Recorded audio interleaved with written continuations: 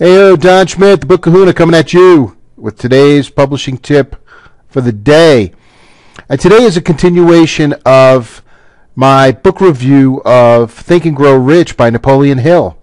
We're up to Chapter 3. Chapter 3 was all about faith. Now, faith, in Napoleon Hill's terms, is the nexus of a trinity between faith, love, and sex. Okay? Love and faith are the spiritual parts to the human psyche, whereas the sex is the purely biological part of the all-encompassing pieces that forge who we are as human beings throughout the course of our lives. Faith is something that can be built using ideas. Now, what Hill talks about is the fact of having faith based on autosuggestion. In other words, taking a positive reinforcement and continuously restating it over and over and over again until that particular point of view or reason becomes second nature and part of your psyche. And that idea is embedded into who you are just from the continuous repeating of that phrase or idea. Now, as far as the autosuggestion goes itself, you can have negative autosuggestion, which would mean that you are someone who believes that events dictate what happens to you, whereas you could also be a positive person who says that you dictate how events transpire and take place.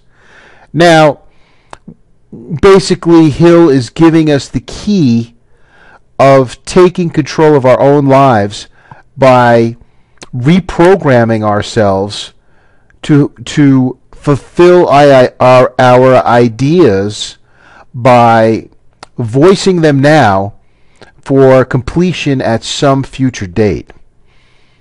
He gave a couple of different varied historical evidences of this as well. One of them was Mahatma Gandhi, who did not have anything and still was able to use his idea and his ideas to propel 200 million Indians and change their destiny. He did not have a home. He did not have a suit. He did not have $10 in his pocket. What he did have was his ideas, and his ideas changed the direction of history for his people, and through sheer will, he was able to complete the process that turned India into a free and independent country. Another example that was cited was Charles Schwab. Now, Charles Schwab worked directly for Andrew Carnegie, and Carnegie was a steel person back in the early 1900s. Carnegie was actually the steel person back in the early 1900s. And competition began to eat away at parts of his business, and Carnegie was getting more and more angry at what was happening with the competition. And noting this and seeing this, Schwab decided that maybe it was time to come up with something different and a new way to go. Schwab met with all of the financiers of the time. Basically, as Hill said, there was about $5 billion in the room, and laid out a plan where all of the steel companies and the steel mills under different corporate structures would all unify into one company under the titular head of J.P. Morgan.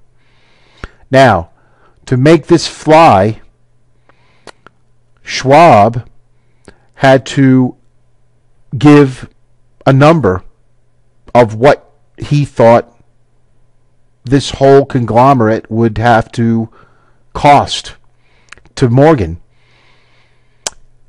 Well, as it were, Schwab's idea became U.S. Steel.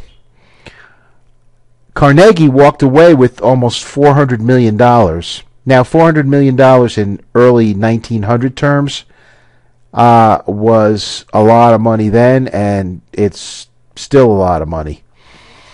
And that was the brainchild of one person who, through his own ideas and force of will and faith in himself, was able to pull everything together and form probably one of the biggest corporate structures in American history. And that's what you have to do. You have to take your ideas and your dreams, and you have to put a positive reinforcement through autosuggestion through yourself and make it work for you. Because without your dreams, life is not really worth living. And once you couple your ideas and your faith in your ideas with the other tenets of the first two chapters, you get to a point where you are making progress and knowing exactly what Hill was talking about when he said, think and grow rich. These are the things that you think about. You think about your ideas, you think about perseverance, you think about persistence, you think about consistency, and you think about how you get from point A to point B and make it work. Don Schmitt, the Book Kahuna, with today's book review of Chapter 3, Think and Grow Rich, Napoleon Hill. If you like these videos that I'm doing, click on the link below. If you don't like them, leave a comment. Let me know how I can change things, make them better. Would love to hear from you. So, Don Schmitt, the Book Kahuna. Till the next time with Chapter 4. Bye-bye.